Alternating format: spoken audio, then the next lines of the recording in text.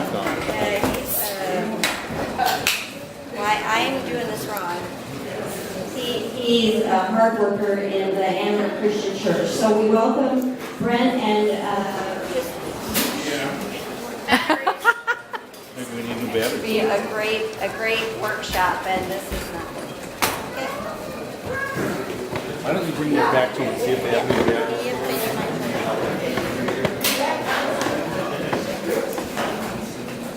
I'm going to try this mic. Hopefully that'll stay on. So, Connie asked me to do this workshop, and I was honored and a little surprised. Partly because there are a lot of people in this room that know the history of camp a lot better than I do, because they have lived a lot more of that history than I have. The other reason, which Connie probably didn't know, is that I really don't remember any of my youth.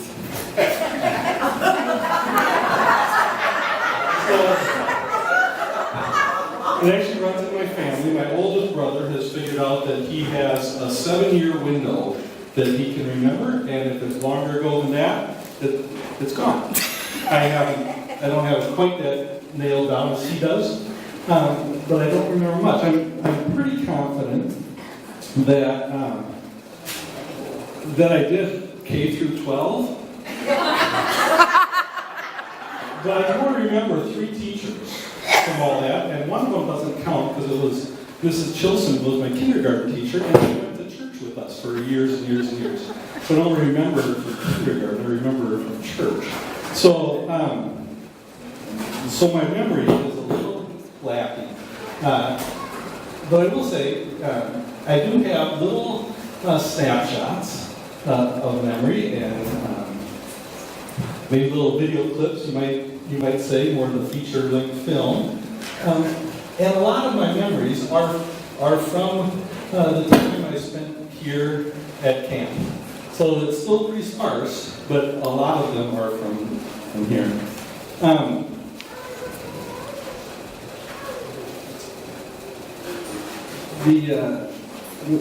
I want to start with a quote. This was something that was written. GH had put together a history. I'm sure he did that more than once, but one of the ones that I have, and he started out with this. He said, "Many times we go through life without getting a clear knowledge of the background, the history of the past events, which prove to us that God uses human instrumentality to carry on His work." And that's really what we want to remember today. I'm sure there's lots of great memories, and I'm going to be coming out with the mic, and I want you guys to reminisce more than me, because if I do, it's going to be pretty short. And I love to hear the stories. I love to hear the stories of camp and of God's faithfulness and of your faithfulness and all the great things that have happened here. So that's how it's going to be. But as we're thinking back of that, just think about how God has used the people that are reminiscing, all the people that went before, as instrumentalities of His work. So I've kind of split it, we're going to slip ahead here to the next slide, just into kind of different sections. I can't even remember the beginning of it. I just want to talk about some different things, and we only have like an hour, and I've got 5 different broad areas up here, so it only gives us about 10 minutes an area. So I'd encourage you, I really want you guys to participate. I'm going to come around, and you can just raise your hand, I'll give you the mic. When I do, hold the mic close, because if it's down here, it doesn't do any good. Nice and close when you're talking. And we'll just kind of go through, take a few minutes on kind of each of those areas and just give you a little idea of some of the things that we're going to be talking about. So the first one, I thought that would be the easiest one to start with, is just the facilities. And the facilities have changed a lot. We've seen here some great pictures, clear back from the very close to the beginning. when they were in tents and things, and some pictures a lot newer. Don't the campgrounds look great? Yeah. They've changed a lot, and there have been some really great improvements to that. I have another quote I like. This one is from a history that, so not a history. This was, I was looking through some old papers, and I found from probably the early 80s, I think, and it was a list of the duties for the camp manager. And I think probably John was instrumental in putting that together.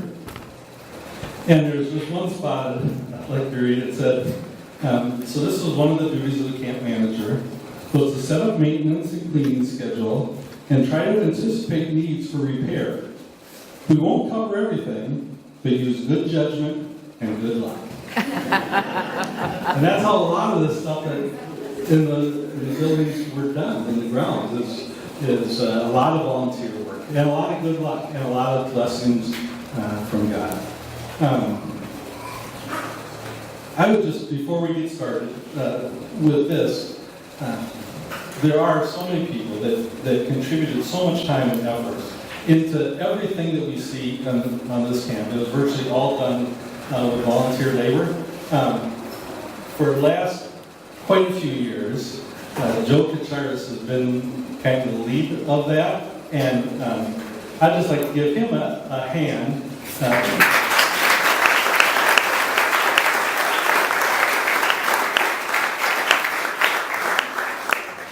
A lot of the great improvements that we see are largely due to hard work, and a lot of hours that he volunteers up here, and a lot of expertise. So we really appreciate that. I'm just going to start here. Some slides are going to kind of scroll through while we're talking. And just to get started up, I'm going to give you one of the snapshots that I have in my head about the grounds. And it's funny, it was right in here. It was when I was in high school, and we came up for family week, and it was just at that time just me and my folks. And I remember we checked in at the lodge, and John was there. We checked in, registered with him, and he said, "Brent, I'm pretty sure you're not going to want to spend the whole week with these old folks." And so he put me in the room that used to be right here.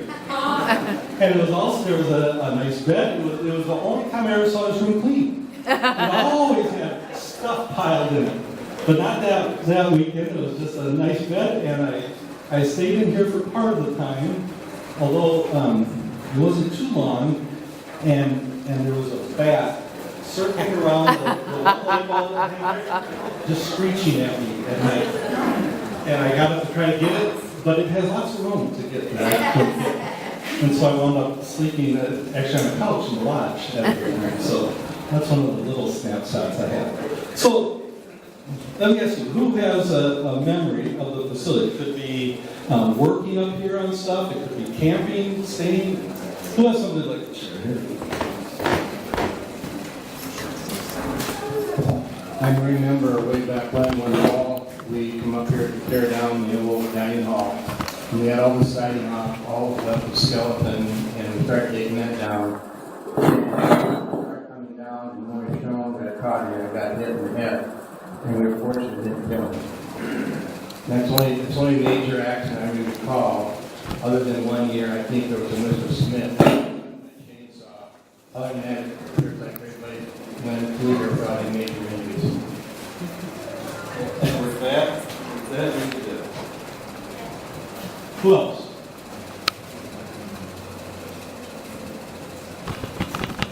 There we go. Hold the red close. I took over as manager in the late 60s. And there were 4 girls' cabins right in a row next to the dining hall. Unfortunately, during the winter, one of the roof caved in because of the weight of the snow. So we decided to separate everything, and we put them up there. One of the big problems we had was chipmunks were getting into everything, the kitchen, the dining room, the canteen. And so one of our first projects was to take all the holes and stuff them with wire or boards or something and got rid of the chipmunks. Yeah. They were the first residents in the camp.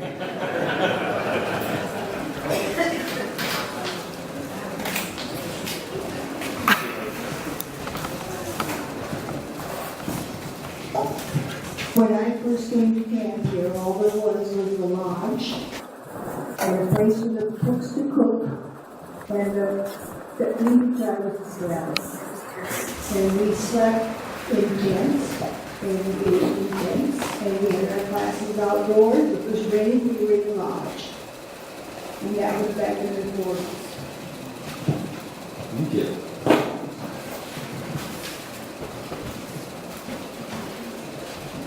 Who else has something? The memory of the old bathhouse. I was always afraid that the boys would sneak on, they could kind of look over if they climbed up. And so I'd always shower with my back. And we had to shower on milk crates, and it would teeter. And sometimes the water would back up and you'd be teetering in a foot of water. I was very thankful when I was a sophomore, junior that got the new bathhouse. I have been told that cleaning out those grates that were in the showers was one of the worst jobs for our staffers. Anybody else? Well, I was a camper. We lived at Staples, so we came out here quite often. But when I came to camp, there were no showers, outhouses, and we had to bring an ivory soap so we could go to the lake and do our bathing with our suits on. And the suit that my sister Carolyn and I used was our mother's suit, and she would take the seams in so we could have a bathing suit to come to camp, and we'd bring them in and out, whoever was wearing the suit. That would never go today. But we did brush our teeth and everything with a pump. We brought our basin to wash up, and we brought our dishes and washed our own dishes. And we were very careful that we kept our things together. But what a wonderful experience.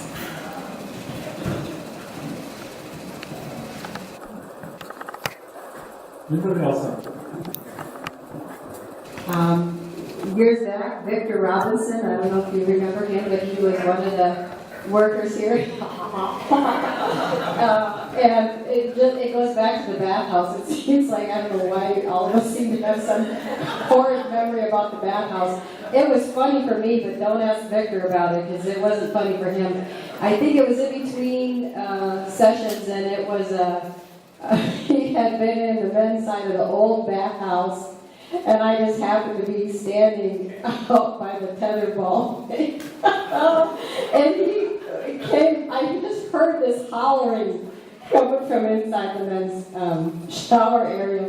And he couldn't help himself. He came running out of there with a towel wrapped around. It wasn't a very big towel for him. And he had that thing wrapped as best he could around his waist. And he was ducking and bobbing and weaving and waving his arm around and trying to hold the towel up with the other hand. Apparently a bat was swooping around in there when he was taking a shower, and he had no recourse other than to come running out dripping wet with a towel wrapped around him.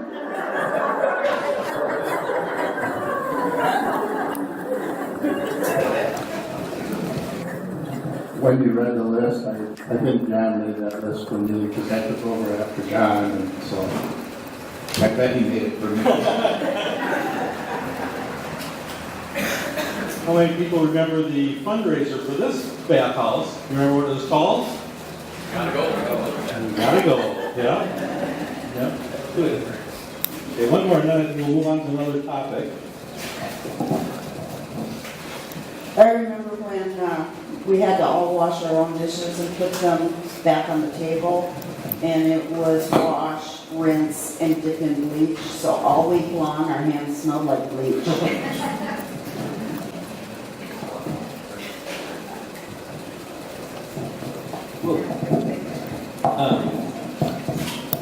The grounds is one of the most obvious things, and we see the changes every time we come back, and we see the changes.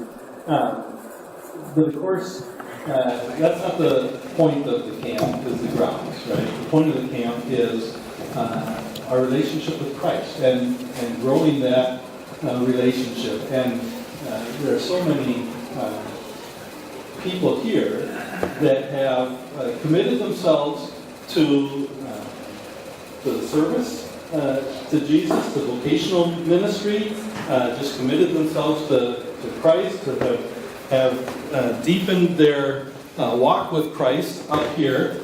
And I have to look to see if I had a note on this. I did. I had a quote.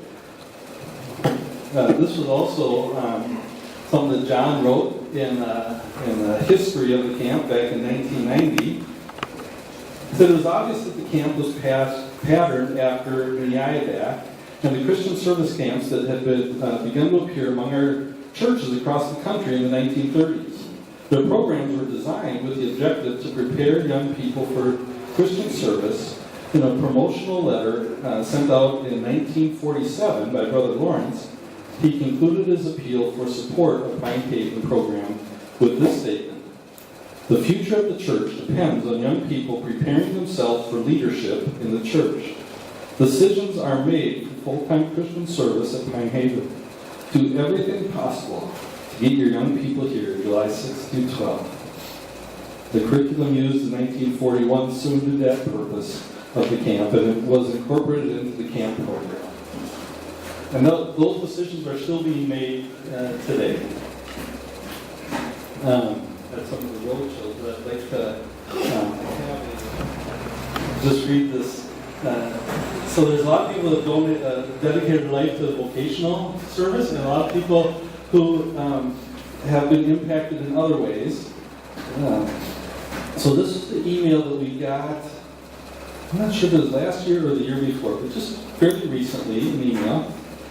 It says this: "Dear Pine Haven, I want to take a moment and just send a word of encouragement to your camp. I attended Pine Haven when I was young. It was 20 years ago now. I can still remember really learning about who God is at camp. It was there at camp that I learned of His mercies and grace. It was in the chapel that I sang and learned worship songs that I still remember the words to this day and hold deep within my heart. It was at Pine Haven where I memorized a large portion of the Sermon on the Mount, and I still have the Beatitudes memorized. I will never forget the day that I received a Bible from a fellow camper in a contest that he won and I came in second. And I wanted that Bible so badly, and he gave it to me. My first Bible. It was maroon with a leather cover, and I used it so much that all of the pages were worn, torn, and fallen apart when I had to get a new one. It was a camp that I truly felt free to worship a God who loved me despite all of my faults and insecurities. I was able to close my eyes, raise my hands, and never worry about anyone else. And it was years later that I felt that free again to worship my Lord that way. I still remember one very impactful skit that was done at a variety show and still brings tears to my eyes every time I hear the song that was played. After I went to camp, my family moved away from the only church I knew. I was the person that brought my family to Christ years later.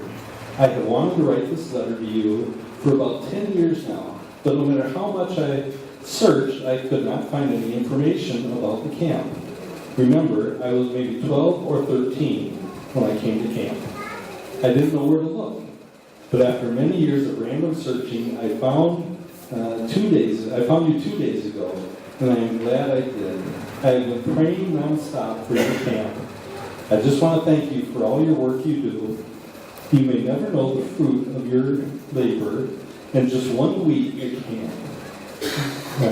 But you, and also very valuable and highly important to the work of the kingdom, with much love and gratitude." 1 week of camp changed that person's life. And like I said, that's still happening today. So, here are just some things. Again, you may remember, have memories of commitments you made. In fact, we have quite a few people that have been in vocational ministry. If you're in vocational ministry, how many of you were influenced in that decision through camp? Is there anybody here that? Absolutely. How many people made the decision for Christ here at camp? That's wonderful. I know in my own family, both my daughters were baptized here, and one of my daughters decided to go into missionary work while we were here. John Kaplan was the dean that week, and she's been serving over in Lebanon because of time people. So, who has a memory that they'd like to share about that?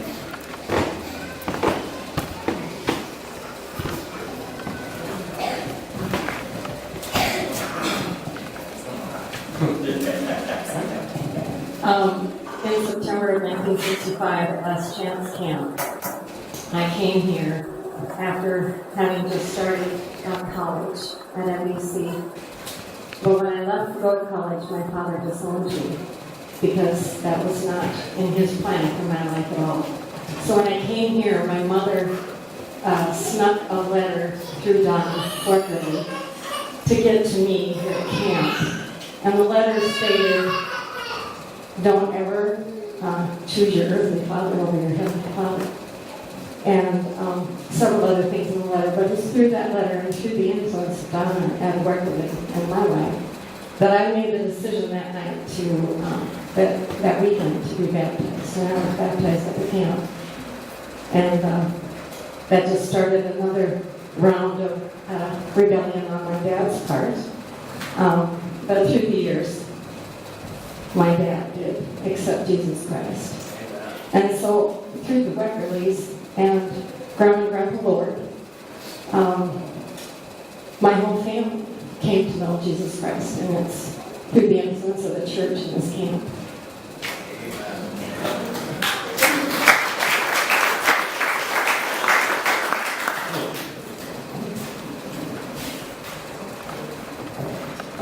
I have enjoyed Pine Haven, but I have another bathroom story for you. I put hairdressing on my hair when I comb it in the bathroom in the mornings.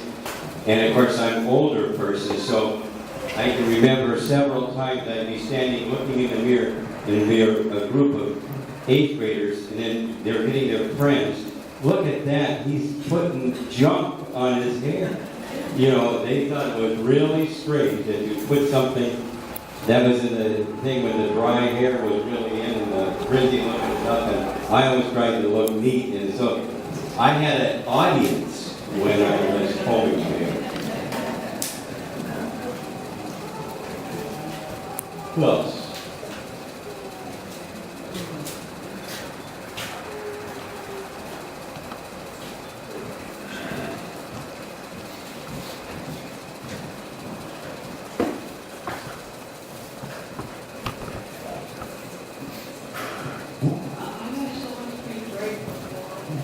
To my home church, Forest Lake, and the minister, Don Lawrence.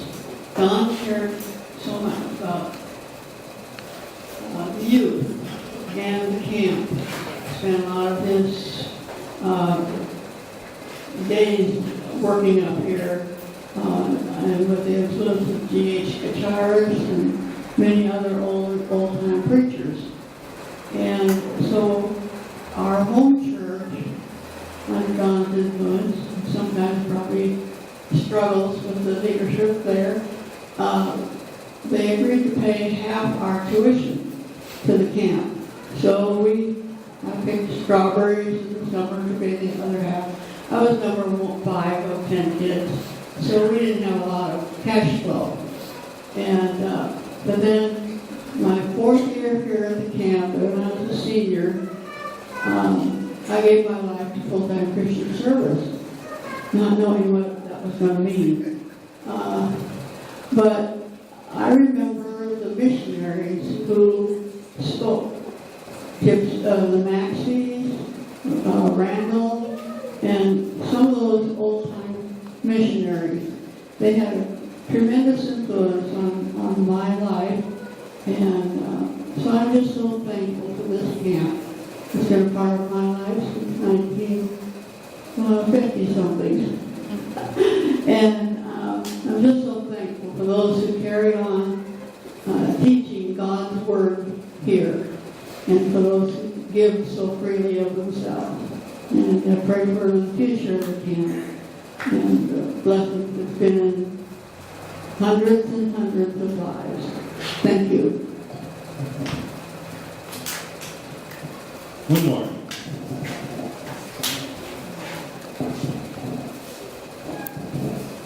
I have one for someone who's not. Tim Ferguson is a friend of mine, and he couldn't be here. He's in Alaska right now. But Tim's grandparents were Wilford and Bessie Johnson, and they came out of the Worthington Church, and they were charter members of New Life Christian Church, which was Alexandria Christian Church. And Wilford and Bessie were active in the church. I've always heard the story that it was Wilford's idea to put these cables in. And he had a son, Ron, that was at the Bible College in the 60s. Well, I know Tim, and that's a grandson. And Tim, when he was, I think, in 9th and 10th grade, somebody at the church offered to pay his way to camp. And his dad was a very strong alcoholic. He lived a terrible life. But he got to come to camp for 2 years, and he loved it so much. He and his brother, his mom knew that he loved it, and she secretly would keep part of the cream check so that when camp came around, he would have money to go. And right before the 3rd year, I think when he was a junior in high school, right before camp, his dad found the cream check, and just to tick off his wife, went out and drank the whole thing up one night. And so Tim wasn't able to go. And it was that year that he had committed his life to the Lord here at camp. And he got so ticked off with his dad, he decided that when he got older, if he was ever successful, he was going to send as many kids to camp as he possibly could. Now, through a church split and whatnot back in the 70s, Tim fell away from the church, fell away from especially the Alexandria Christian Church. But I met up with Tim about 10 years ago, and we've become very fast friends, and he became very successful in excavating and owns a fairly large excavating business now. And about 10 years ago, he challenged a couple guys in our church to let's send some kids to camp. And so for 10 years, Tim paid half the bill of all of our kids. This year, the goal was to send 200 kids to Pine Haven. I don't know if we'll reach that, but we may be close. And he's also the one that this last winter, he was driving by and decided to pull into the camp. And he had been here one time last fall, and he's the one that decided to put the riprap. So he sent all the crew and all the rock. They came in the winter and put all the rock on the edge here. And I just thought that was kind of neat. It was 2 weeks of camp that really has stuck with Tim his whole life. And sometimes it's the worst, it's the reality of not being able to come to camp that maybe sticks in your mind more than anything.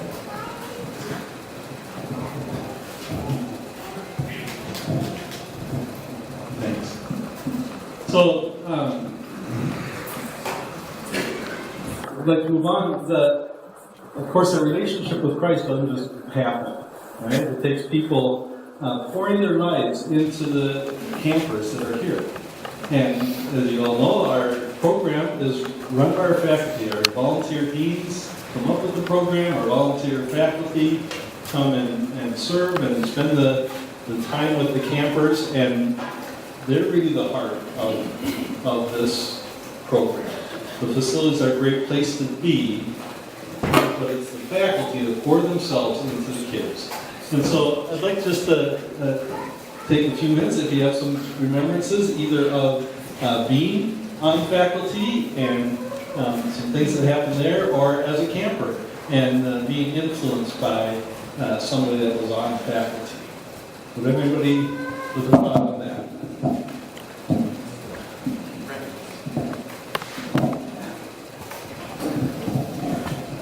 My story isn't necessarily about campers or faculty, but it's about those two. Moose and Wendy, they met up here as staff people working for us, and the rest is history.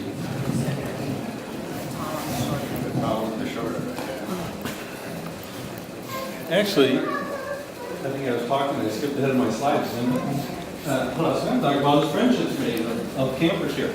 And when I looked at the pictures, I realized those are faculty pictures. But as campers come, they make not only relationships with Christ, but relationships with each other, and oftentimes lifelong relationships. And I had Moose and Wendy here. There are a number of people that I'm aware of that have met their spouses here. Did you here meet your spouses here at camp? It's wonderful. And there have been a few weddings up here, and just some lifelong friendships made here at camp. So, faculty is one of the things. We have remembrances about friends and relationships made here.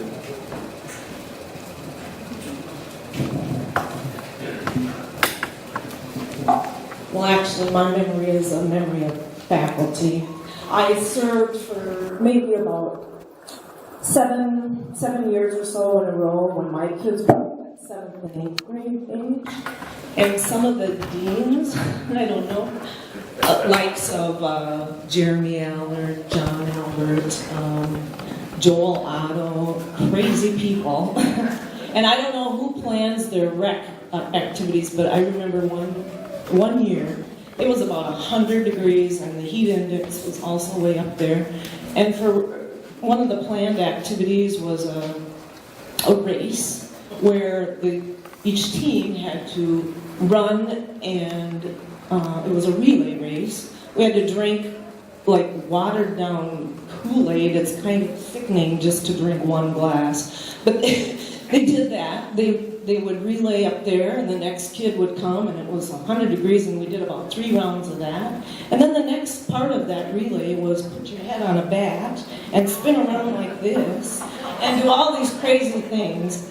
And needless to say, a lot of kids ended up ill.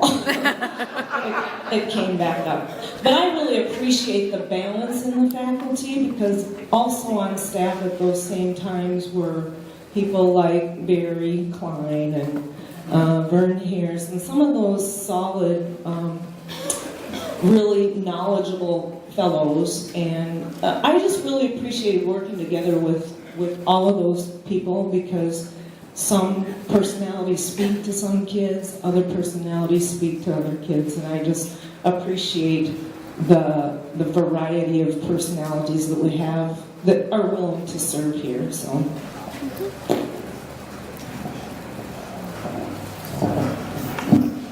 I was going to say, we think a lot about friendships that are made at camp with other campers.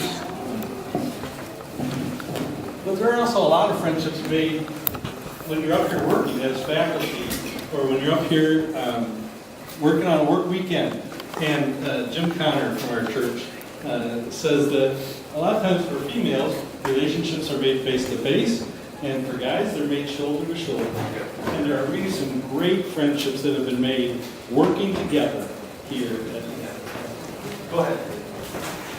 I've been on faculty for a lot of years up here, and I was here one year when it was about 100 degrees in the shade, up until Wednesday night when we had a big storm go through and about 80 trees went down, and one went on my cabin. And I had a bunch of girls that hadn't been getting along very well in the cabin, and I felt the cold air coming through, and I knew what was going to happen, so I put my suitcase against the door in Naomi because it didn't stay latched very well, and I figured we were probably going to get a rip-roaring storm. And I said, girls, get down from your bunks and put your shoes on and get a pillow and put your heads under the bunks, because there really wasn't a place to go at that time for storm shelter. And they, as I said, they had been fighting all week, and I heard a little voice in the corner start going, "Holy is the Lord." And they started singing that song, and the whole rest of the time we were without electricity and water and bathhouse, and they got along for the rest of the time. So sometimes it's faculty and friends that bring us together, and sometimes it's a natural disaster.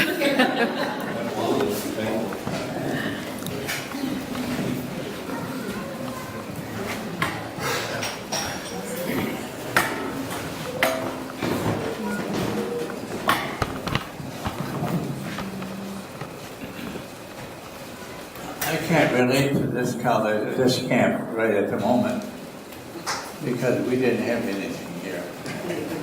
I was here as a sophomore in college, and I didn't know anything, but they said you're to teach this class. I was at Pine Haven, and so I got some notes from some teachers, and okay, I would teach a class. That was 1942. All I can think of is with three things: lots of brush, and mosquitoes, and poison ivy. And we had no buildings, except a little cook shack, which the men had built. And Don Lawrence, bless his heart, and his co-workers did all of this work. And we did baptize some people in Long Beach. We're pretty much out of time.